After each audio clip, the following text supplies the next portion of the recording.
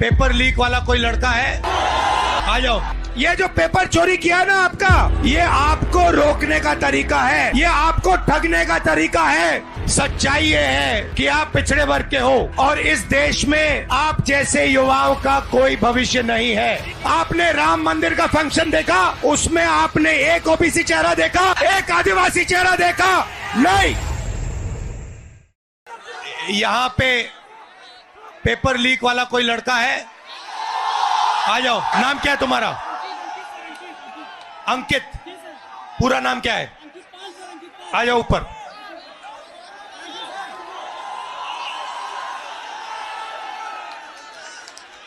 नमस्कार। Thank you sir. कैसे हो? अच्छे हैं सर, अच्छे हैं। आप कितने समय से कौन से पेपर की तैयारी की आपने? सर मैं यूपीपी की तैयारी कर रहा हूँ, 3 साल से इलाहाबाद में हूँ। अच्छा। 3 साल से तैयारी कर रहा हूँ सर। और आपका पेपर लीक हुआ? जी सर, कल मेरा सेकंड शिफ्ट में पेपर था सर। पूरे कॉलेज के हर बच्चों के मोबाइल में पेपर पहले से अलाउ है सर। सारे बच्चे बैठ के पेपर रट रहे हैं, सब के सब।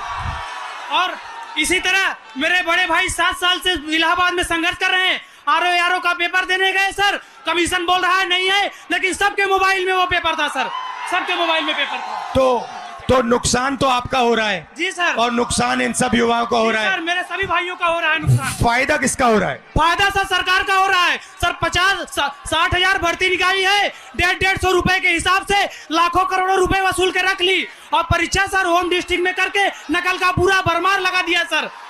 सब ने अपने अपने जिले में अपने अपने कॉलेज में सेटिंग किया है और सब उसी सेटिंग में अपने जो है सर नकल करा रहे हैं और नकल कर रहे हैं। और आपने पढ़ाई में कितना समय दिया और कितना पैसा लगाया? सर मेरा अब तक पढ़ाई में मेरे माता पिता से लाखों रुपए खर्चे हो गए सर। मैं इलाहाबाद में आकर 20,000 रुपए की 2 बार कोचिंग कर चुका हूँ सर। कई बार सर मेरिट 130 क्वेश्चन में 110 करके आने पर भी नकल के भरोसे मेरिट इतनी हाई चली जाती है सर, हम लोग का जॉब नहीं हो पाता है सर। अब बताइए 130 में 110 क्वेश्चन करके आए, फिर भी हम लोग का नहीं हो पा रहा है। आप कौन से वर्ग के हो? हम सर ओबीसी जात से आते हैं। आप ओबीसी के हो? जी सर। देश में अब अच्छी तरह सुनो, देश में ओबीसी वर्ग कितना है? देश में सर ओबीसी वर्ग लगभग सर 70-60% है। दलित वर्ग कितना है? दलित वर्ग भी सर 60% है लगभग। 60%? जी सर। नहीं, ओबीसी वर्ग 50% है। जी जी सर। दलित वर्ग 15% है, आदिवासी वर्ग 8% है। कितना हुआ सर? पूरा हो गया 73% सर। 73% दलित आदिवासी पिछड़े। ठीक है। अब मजे की बात सुनो। पाल जी सच्चाई ये है कि आप पिछड़े वर्ग के हो। जी सर। और इस देश में आप जैसे युवाओं का कोई भविष्य नहीं है। जी सर, जी सर। ये सच्चाई है। मैं आंकड़े आपको 2-3 आंकड़े देना चाहता हूं। आपकी आबादी 73% है, मगर हिंदुस्तान के सबसे बड़े कंपनियों में 200 कंपनियों में मैंने आंकड़ा निकाला, एक मालिक ओबीसी दलित आदिवासी नहीं है, एक नहीं है। मैनेजमेंट टीम में एक आपका आदमी नहीं है। हिंदुस्तान की सरकार के 90 सबसे बड़े आईएएस अफसर की मैंने लिस्ट निकाली, उसमें 3 लोग आपके हैं, 3 दलित है, एक आदिवासी है। आपकी आबादी 73% और आपकी वहां पे भागीदारी 5%। मीडिया में आपका एक आदमी नहीं है। कचहरियों में, कोर्ट्स में 650 में से आपके 100 हैं।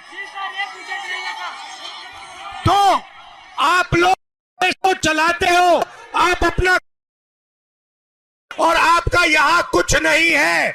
आपको भड़काया जा रहा है, आपको अंधा किया जा रहा है। मैं आपसे पूछना चाहता हूं, आपने राम मंदिर का फंक्शन देखा? उसमें आपने एक ओबीसी चेहरा देखा? एक आदिवासी चेहरा देखा? नहीं। उसमें एक नहीं था, उसमें अमिताभ बच्चन थे, ऐश्वर्या राय थी, नरेंद्र मोदी थे। 73% का हिंदू राष्ट्र है जिसमें 73% की आबादी कहीं दिखती नहीं है। आप लोग पता है कहां हो? दिहाड़ी मजदूरी जो करते हैं ना, उन लोगों की लिस्ट निकालो, वहां आपके नाम मिलेंगे। और ये लोग क्या चाहते हैं?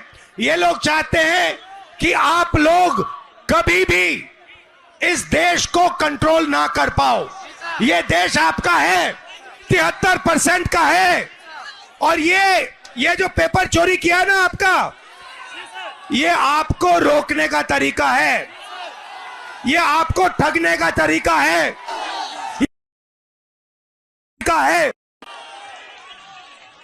अदानी जी की कौन सी जात है? ओबीसी अदानी, दलित अदानी, आदिवासी अदानी। आप देखो, हिंदुस्तान के किसानों की लिस्ट निकालो, किसानों का ये कभी कर्जा माफ नहीं करते। और ये 10-15 उद्योगपतियों का इन्होंने 14 लाख करोड़ रुपया माफ किया है। आप पढ़ाई के लिए बैंक लोन जाके मांगो, हिंदुस्तान का ओबीसी, दलित, आदिवासी पढ़ाई के लिए बैंक लोन मांगे, जूता मार के बाहर कर देंगे आपको। और अंबानी, अदानी लाखों करोड़ रुपए का बैंक लोन मांगते 1 सेकंड में उनको दिया जाता है। तो इसीलिए हमने भारत जोड़ो यात्रा में न्याय शब्द डाल दिया है। ये आपके साथ जो हो रहा है, आरओ एग्जाम के साथ जो हो रहा है, आपके जो पेपर लीक हो रहे हैं, ये अन्याय है, आपके खिलाफ अन्याय है। और ये अन्याय आपके प्रधानमंत्री करवा रहे हैं, इस बात को मत भूलिए।